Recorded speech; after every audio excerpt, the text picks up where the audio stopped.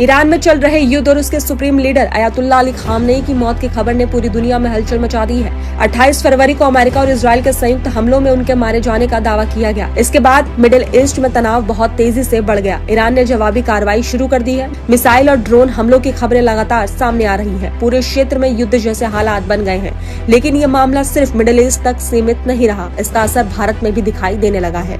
भारत के कुछ हिस्सों, खासकर उत्तर प्रदेश में शिया समुदाय के बीच भावनाएं भड़क उठी हैं। खामनेई को शिया समुदाय का बड़ा धार्मिक और राजनीतिक नेता माना जाता है। उनकी मौत की खबर के बाद कई जिलों में लोग सड़कों पर उतर आए हैं। कहीं शोक सभाएं हुई तो कहीं विरोध प्रदर्शन हुए। सोशल मीडिया पर भी भावनात्मक प्रतिक्रियाएं देखने को मिली।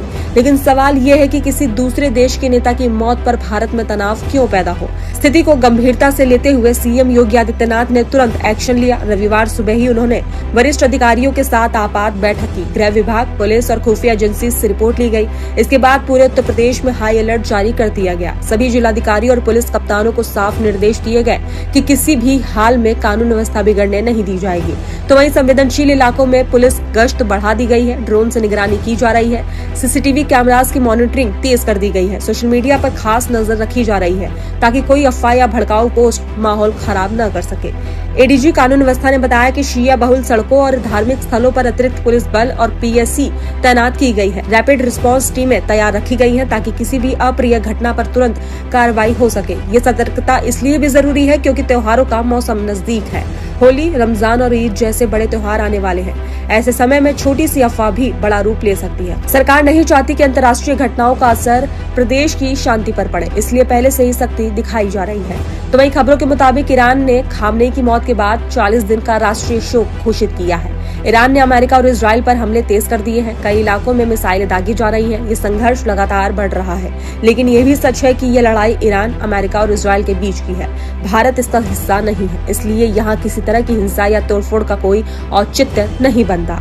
तो वहीं जम्मू कश्मीर में भी प्रदर्शन हुए। श्रीनगर के लाल चौक पर लोगों ने अमेरिका और इजराइल के खिलाफ नारे लगाए। उत्तर प्रदेश की राजधानी लखनऊ में भी कुछ जगहों पर लोग इकट्ठा हुए। छोटे इमामबाड़े और हुसैनाबाद जैसे धार्मिक स्थलों पर बड़ी संख्या में लोग पहुंचे। कुछ संगठनों ने शोक की घोषणा की। अखिल भारतीय शिया पर्सनल लॉ बोर्ड ने 3 दिन का शोक मनाने की बात कही है। कई घरों पर काले झंडे लगाए गए और काले कपड़े पहनकर मजलिस की गई। कुछ धार्मिक नेताओं ने अमेरिका और इजराइल की कार्रवाई की निंदा की। लेकिन प्रशासन का साफ संदेश है कि शोक मनाना अलग बात है और कानून तोड़ना अलग। अगर कोई हिंसा या तोड़फोड़ करेगा तो सख्त कार्रवाई होगी। सरकार ने ये भी स्पष्ट कर दिया है कि प्रदेश की संपत्ति को नुकसान पहुँचाने वालों से वसूली की जाएगी।